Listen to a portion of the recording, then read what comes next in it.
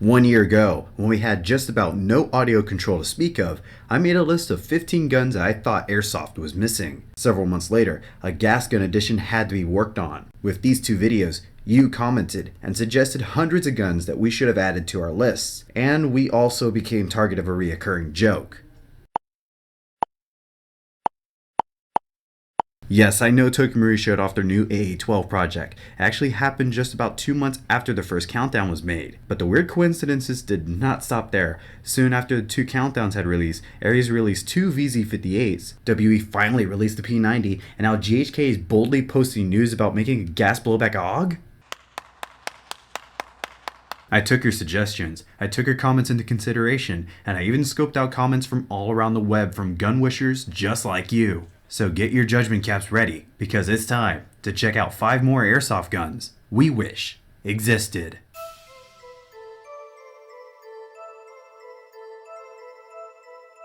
Beginning from where we always do, number 5 will hit right at home for the CQB players looking for another option for their Russian kit. This is the PP2000. Made for VIP protection and close quarters travel and operations, the PP2000 would be the first of 2 Russian examples on this list. Being as a high majority of this weapon is comprised of polymer, and a company I have in mind for this has many popular gas SMGs in the catalog, I see this becoming another loud, easy to maintain, trusty piece for the price range of $130 to $170. There are many examples like the MP7, MP9, the Mac 11, and even the Scorpion that prove that this can be done. Then with the option for larger magazines and internal upgrades or downgrade parts, this can fit right into the KWA family as a gas gun, or maybe as a Tokyo Marui as an AEP.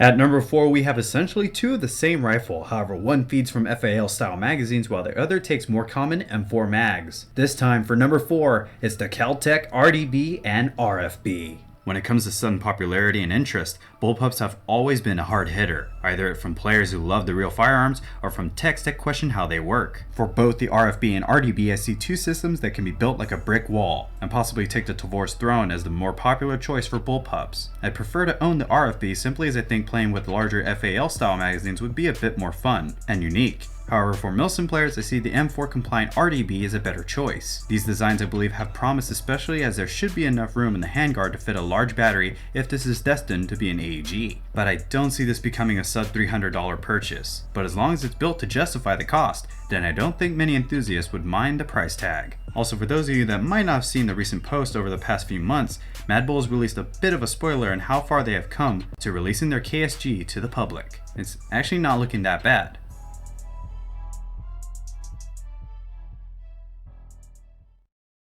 Next up at number 3, we have a rifle series that's been upgrading since the 70s that I've held dear ever since I first laid eyes on it in books. Well, here's the next gen. This is the IWI Galil Ace. Now this would be of course a new take on an old design much like the M14 was to the M1 Garand, upgrading where needed and leaving what already works alone. Now in the real world, the Galil was a heavy rifle compared to many rifles and carbines of today at about 8.5 pounds, which was greatly improved on with the Ace. And with the new charging handle location and a curtain much like the FNF&C around the charging handle, areas where debris could enter were cut. A key note about the Ace is that unlike the 5.56 firing classic Galil AR and the 308 rifles, the Ace fires a 7.62 by 39, which now allows the use of normal AK magazines. However, a 308 version still exists of the Ace. We all know as airsofters that AKs and AK variants just work, either it being from SEMA, Echo 1, ENL, TM, LCT, and so on. So there is proof that this can be done, with the proper licensing. Referring back to internet posts, Elite Force once asked on their Facebook page, "Would you like to see an IWI Galil Ace in Airsoft?" This could have just been a simple post to keep people interested in Elite Force,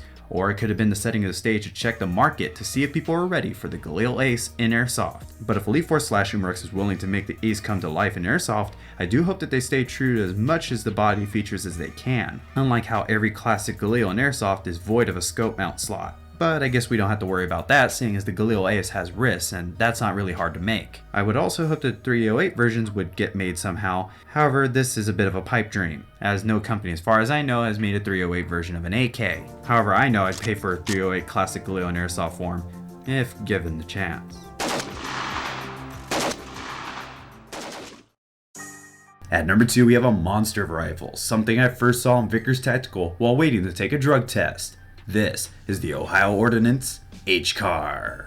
Oh my, this is one manly rifle. This is what happens when you modern date the existing M1918 BAR to fit the modern wants of shooters and militaries. Picatinny rails, a 7-pound weight reduction, which is like pulling an AR rifle right out of the body of a BAR, and a hydraulic system in the buffer tube are just a few of the major updates done to this 30-06 rifle. And who can ignore the new 30-round magazines? This is a battle rifle that would suit those who find comfort with the Scar H rifle and the SR-25. I simply love this rifle, even more than the Galil Ace, believe it or not, but if done in airsoft form, I'd say that I'd like to see the company of VFC to produce it, as I love the rock-solid build qualities the VFC bodies normally have. However, ASG and Echo One have worked with Ohio Ordnance before. More so Echo One, as they've already released the normal BAR by Ohio Ordnance. This one is pretty much up in the air for who should release it, but by the looks alone, I'd say that the price tag would be around $380 to $450. Now you already know what's coming up next, but before we take a peek at number 1, let's check out 2 firearms that almost made this countdown, which begins with the AK-12. Now just about every time a new AK hits the airsoft market, someone is sure to comment in the video comments on YouTube that they should have made an AK-12.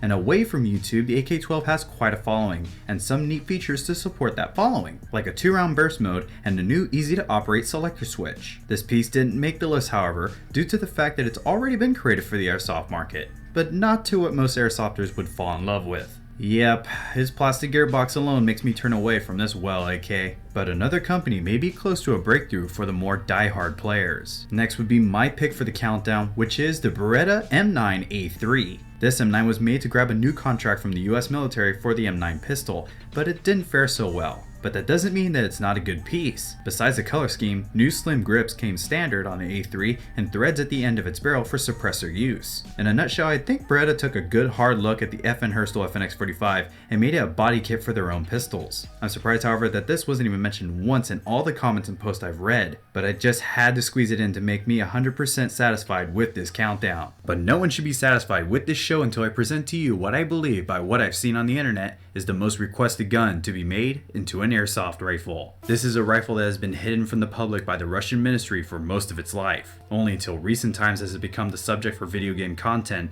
and weapons enthusiasts. Some of you may have requested this, and some of you may have guessed it. This is the AN-94. The AN-94 Nikonov, released in the year of 1994, was designed to replace the Russian standard AK-74, but failed due to the cost and complexity of the rifle. The AN-94 features an infamous 2-round burst mode that brought on the fire rate of around 1,700 rounds a minute. However, the rate of fire would slow just after the first 2 rounds were fired, if on full auto. The AN-94 also features a crooked magazine, which is a lot more visible from viewing the rifle from the rear or from the front, which makes room in the receiver for its firing mechanism. I myself never heard of this rifle until I kept on getting rolled on by players with it in Call of Duty Black Ops 2, which in that title must be the most used weapon. I did go a step further to learn more about it, or what I could about it, because I thought it had a neat history of production to it. When I asked fellow player and friend named Jesse of the airsoft podcast Guerrilla Airsoft Radio about the creation of the AN-94, he stated, "It was a hard decision, but of all the guns on the list, I would have to choose the AN-94. I feel like this one fills a gap in AK variants that makes it a must-have. The design is beautiful, and you can expect this design to perform well out of the box against anything out there. Designing who the manufacturer would be was the hardest choice of all. If we're talking about Fantasyland choices, Ares designing it and doing to this AK what they have done with the Amoeba series guns, that would be amazing. However, since it makes more sense to choose someone that actually makes AKs, I would have to go with SEMA. E&L may have better internal components on paper and have a slightly better body, however I think the SEMA wins every time in terms of overall value for the money. The AN-94, the way I see it, would be a great project to show off what can be done with the experimental weapon concept. But if they really wanted to get the quick 2-round burst synonymous with the real rifle, a MOSFET would come in handy. This doesn't have to cost an arm and a leg, but like I say in every one of these countdowns, a company needs to know that they can make profit from a product to pay off the possible $100,000 for the molds alone. I may be wrong, but unlike the other spot holders, this may come later than all the rest for us to see for sale by our favorite dealers online. But with your comments and continued exposure of what you guys want, you can be the ones to make the future unfold. This has been Scott Holmbeck, and I thank you for watching. Make sure to leave your comments about this show here today down below, or subscribe if you haven't already. Also, make sure to show your appreciation for this video by helping it pass 100 likes like the last countdown. But until the next video drops, I'll be sure to see you all next time.